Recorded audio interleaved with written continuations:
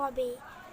আপনাদের যদি ভয় লাগে তাহলে একটা লাইক করে দেবেন, আর যদি ভয় না লাগে তাহলে কমেন্ট করে দেবেন। তাহলে আমরা এরকম আরও ভূতের ভিডিও দেবো।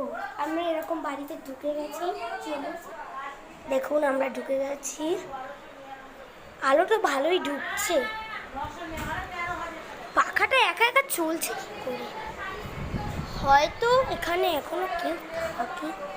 একটু এটা খুলে দেখি, কত অন্ধকার দেখুন, সব অন্ধকার।